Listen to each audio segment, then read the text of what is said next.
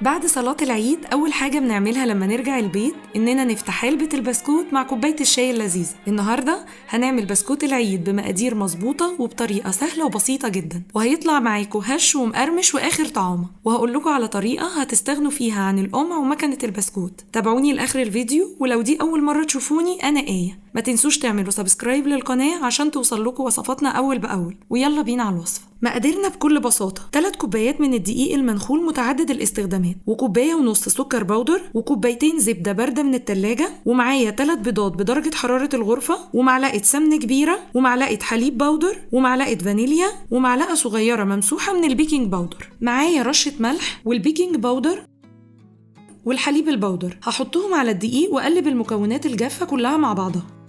هنزل بقى بالزبدة الباردة في العجان، وعليهم معلقة السمنة والسكر البودر.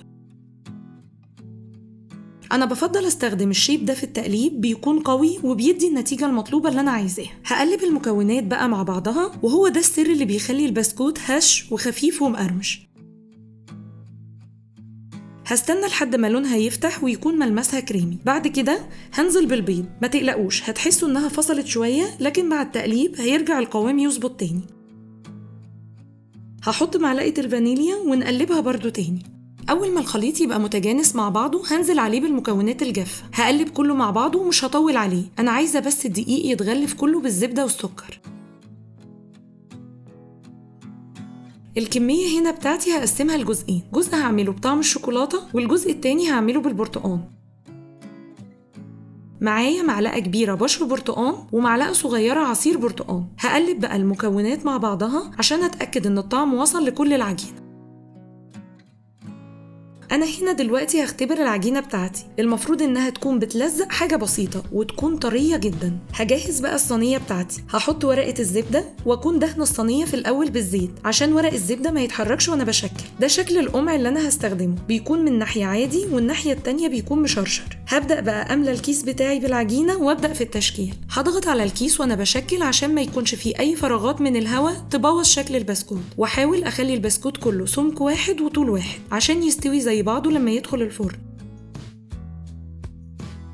هدخل البسكوت على الرف الأوسط على درجة حرارة 160 لمدة 20 دقيقة. هتأكد إنه استوى لما ألاقي الأرضية بتاعته بقت لونها ذهبي، وممكن لو حبيت أفتح له الشواية دقيقة لحد ما لونه يبقى بالشكل الجميل ده.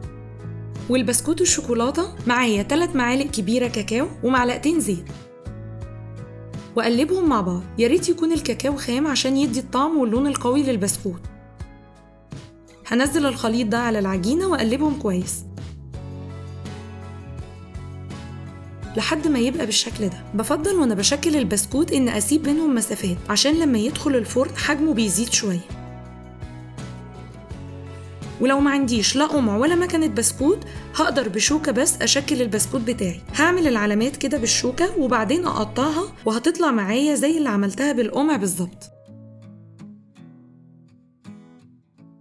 ولو حابين تغيروا من الشكل التقليدي للبسكوت، أنا هنا استخدمت شكل الوردة، بيبقى لذيذ ومبهج جدا. حقيقي بعد التسوية شكلهم كان حلو قوي، وريحتهم كانت تجنن، وطريقتهم سهلة وبسيطة جدا، ومش هتحتاجوا تشتروهم من المحلات تاني. يا رب تكون الوصفة عجبتكم وتجربوها. مستنية رأيكم في التعليقات، وما تنسوش اللايك والشير، وأشوفكم على خير. دمتم بصحة وهنا.